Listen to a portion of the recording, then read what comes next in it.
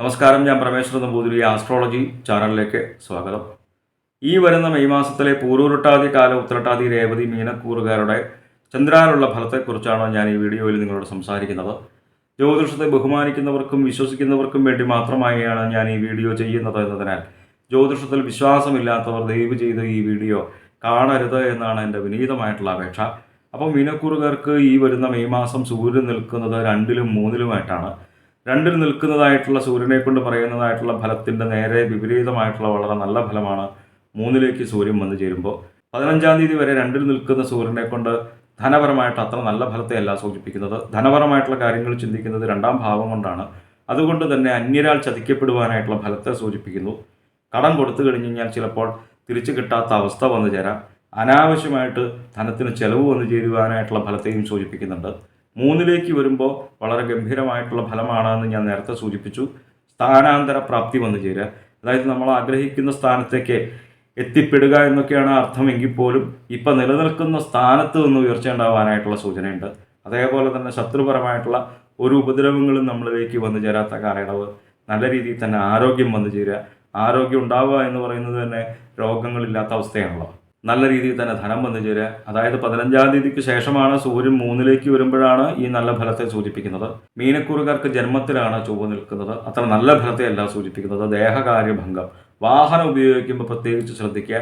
അതേപോലെ തന്നെ ഓരോരോ കാര്യങ്ങൾ ചെയ്യുമ്പോഴും പ്രത്യേകിച്ച് ശ്രദ്ധിക്കുക. കാര്യവിനാശം എന്ന, അതായത് നല്ല ഫലം ലഭിക്കാത്തൊരവസ്ഥയെ സൂചിപ്പിക്കുന്നു.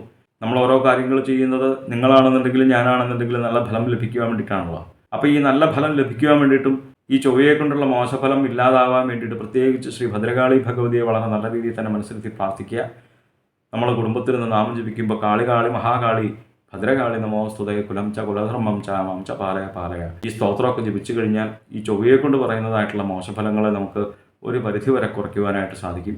11-ാം തീയതി വരെ ജന്മത്തിലാണ് മീനക്കൂറുകാർക്ക് ബുധൻ നിൽക്കുന്നത്. അത്ര നല്ല ഫലമല്ല. തൻ വാക്ക് പിഴ നിമിത്തം തന്നെ കലഹം ഉണ്ടാവുക. കലഹം ഉണ്ടാകുന്നത് നിങ്ങൾക്കാണെന്നുണ്ടെങ്കിലും എനിക്കാണെന്നുണ്ടെങ്കിലും ആർക്കും ഇഷ്ടമുള്ള കാര്യമല്ലല്ലോ. കലഹം വന്നു ചേരുന്നത് തന്നെ നമ്മളുടെ വാക്കുകൾ നിമിത്തമാണ് എന്ന് മനസ്സിലാക്കി വളരെ നല്ല വാക്കുകൾ സംസാരിക്കുവാനായിട്ട് ശ്രമിക്കുക. അനാവശ്യമായിട്ടുള്ള തർക്കങ്ങളിൽ ഏർപ്പെടാതിരിക്കുക. അനാവശ്യമായിട്ട് മറ്റുള്ളവരുടെ കാര്യങ്ങളിൽ തന്നെ ഇടപെടാതിരിക്കുക. അലച്ചിലുണ്ടാവാനായിട്ടുള്ളൊരു മോശഫലത്തെയും ജന്മത്തിൽ നിൽക്കുന്ന ബുധനെ കൊണ്ട് സൂചിപ്പിക്കുന്നുണ്ട്. ഈ ജന്മത്തിൽ നിൽക്കുന്നതായിട്ടുള്ള ബുധനെ കൊണ്ട് പറയുന്നതായിട്ടുള്ള മോശഫലത്തിൻ്റെ നേരെ വിപരീതമായിട്ടുള്ള വളരെ നല്ല ഫലമാണ് 11-ാം തീയതിക്ക് ശേഷം 2-ലേക്ക് ബുധൻ വരുമ്പോൾ സൂചിപ്പിക്കുന്നത്. നമ്മളുടെ വാക്കുകളെ മറ്റുള്ളവർ ഇഷ്ടപ്പെടുക, നമ്മളുടെ വാക്കുകൾക്ക് ശോഭ വന്നു ചേരുക, നല്ല രീതിയിൽ തന്നെ ധനം വന്നു ചേരുക. അപ്പോൾ ഈ വിദ്യാപരമായിട്ടുള്ള കാര്യങ്ങൾ ചിന്തിക്കുന്നത് 2-ാം ഭാവം കൊണ്ടായതുകൊണ്ടും 2-ൽ ബുധൻ നിന്ന് കഴിഞ്ഞാലും വിദ്യാപരമായിട്ടും ഉദ്യോഗപരമായിട്ടും ഒക്കെ വളരെ നല്ല ഫലത്തെ സൂചിപ്പിക്കാം. 11-ാം തീയതിക്ക് ശേഷമാണ് എന്ന് പ്രത്യേകിച്ച് ഓർമ്മിക്കുക. വിദ്യാർത്ഥികൾ പരീക്ഷയൊക്കെ എഴുതുകയാണെന്നുണ്ടെങ്കിൽ ഉന്നത വിജയം നേടുവാനായിട്ട് സാധിക്കുക. ഉദ്യോഗാർത്ഥികൾ ജോലിക്കൊക്കെ വേണ്ടിയിട്ട് ഇൻ്റർവ്യൂവിൽ പങ്കെടുക്കുമ്പോൾ വളരെ നല്ല രീതിയിൽ തന്നെ ശോഭിക്കുവാനായിട്ട് സാധിക്കുക. 2-ലേക്ക് ബുധൻ വരുന്നത് വളരെ ഗംഭീരമായിട്ടുള്ള ഫലത്തെയാണ് മീനക്കൂറുകാർക്ക് സൂചിപ്പിക്കുന്നത്. മെയ് 1-ാം തീയതി തന്നെ 2-ൽ നിൽക്കുന്നതായിട്ടുള്ള വ്യാഴം 3-ലേക്ക് വരികയാണ്. 2-ൽ നിൽക്കുന്ന വ്യാഴത്തെ കൊണ്ട് ഈ കഴിഞ്ഞ ഒരു വർഷക്കാലയളവിൽ വളരെ ഗംഭീരമായിട്ടുള്ള ഫലത്തെയായിരുന്നു സൂചിപ്പിച്ചിരുന്നത്. ശത്രുനാശം ഉണ്ടാവുക, ധനസമൃദ്ധി ഉണ്ടാവുക, ലൗകിക സുഖങ്ങൾ അനുഭവിക്കുക. പക്ഷേ ഈ 3-ലേക്ക് വരുന്നത് മീനക്കൂറുകാർക്ക് വ്യാഴം അത്ര നല്ല ഫലത്തെയല്ല സൂചിപ്പിക്കുന്നത്. നമ്മൾ ഒട്ടും വിചാരിക്കാതെ തന്നെ തൊഴിലെടുത്ത് നിന്ന് ട്രാൻസ്ഫർ ലഭിക്കുന്ന ഒരു മോശഫലത്തെ സൂചിപ്പിക്കുന്നു. സ്ഥാനഭ്രംശം ഉണ്ടാവുക. അതേപോലെ തന്നെ വിചാരിക്കാതെ തന്നെ ധനത്തിന് ചെലവ് വന്നു ചേരുക. ചെയ്യുന്ന കാര്യങ്ങൾക്ക് നല്ല ഫലം ലഭിക്കാത്ത ഒരു മോശഫലത്തെ, കാര്യവിനാശം വന്നു ചേരുക, നല്ല ഫലം ലഭിക്കാത്തൊരു ഫലത്തെയാണ് സൂചിപ്പിക്കുന്നത്. അപ്പോൾ വ്യാഴം 3-ലേക്ക് വരുന്നത് അത്ര നല്ല ഫലത്തെയല്ല മീനക്കൂറുകാർക്ക് സൂചിപ്പിക്കുന്നത് എന്ന് മനസ്സിലാക്കി പ്രത്യേകിച്ച് ഈ മോശഫലത്തെ ഇല്ലാതാക്കാൻ വേണ്ടിയിട്ട് ഗുരുവായൂരപ്പനെ വളരെ നല്ല രീതിയിൽ തന്നെ മനസ്സിലാക്കി പ്രാർത്ഥിക്കുക. എല്ലാവർക്കും എപ്പോഴും ഗുരുവായൂർക്ക് പോകാൻ സാധിച്ചു എന്ന് വരില്ല. നമ്മളുടെ സമീപ പ്രദേശത്ത് ഉള്ള വൈഷ്ണവജന്യന് നിലകൊള്ളുന്നതായിട്ടുള്ള ക്ഷേത്രങ്ങളിൽ ദർശനം ചെയ്യുക, യഥാശക്തി വഴിപാടുകൾ കഴിക്കുക. സാമ്പത്തികമായിട്ടുള്ള സ്ഥിതി മോശമാണെന്നുണ്ടെങ്കിലും പരിഭ്രമിക്കേണ്ട കാര്യമൊന്നുമില്ല.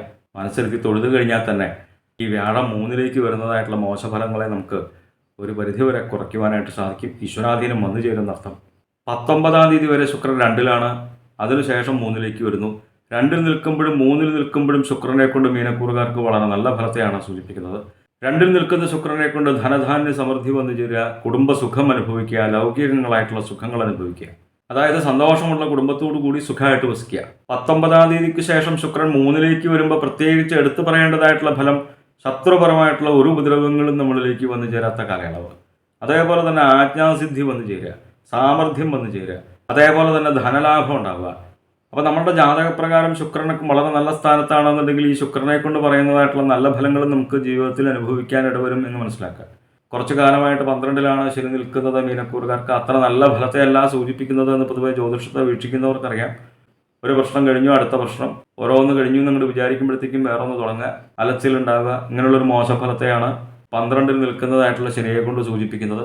അപ്പോൾ ഈ വ്യാഴമാറ്റം അത്ര നല്ല ഫലത്തെയല്ല സൂചിപ്പിക്കുന്നത് മീനക്കൂറുകാർ എന്ന് പ്രത്യേകിച്ച് മനസ്സിലാക്കുക. എന്തായാലും മീനക്കൂറുകാരുടെ ഗ്രഹപിടാദോഷ പരിഹാരങ്ങൾക്ക് വേണ്ടിയിട്ട് നമ്മൾ ചെയ്യുന്നതായിട്ടുള്ള നാമജപാദികളും ക്ഷേത്രദർശനാദികളും പുണ്യമായിട്ടുള്ള കർമ്മങ്ങളും തുടരുക. നമ്മളറിയാതെ തന്നെ നമ്മളിലേക്ക് വന്നു ചേരുന്നതായിട്ടുള്ള ദുഃഖങ്ങളെയും ദുരിതങ്ങളെയും നമ്മളുടെ നാമജപത്തിലൂടെ, ഈശ്വര സേവയിലൂടെ, പുണ്യമായിട്ടുള്ള കർമ്മങ്ങളിലൂടെ നമുക്ക് തന്നെ മറികടക്കുവാനായിട്ട് സാധിക്കുമെന്ന് മനസ്സിലാക്കുക. നാമസങ്കീർത്തനം യസ്യ സർവ്വപാപത്ര നാശനം, അങ്ങനെയാണ് പറയുന്നത്.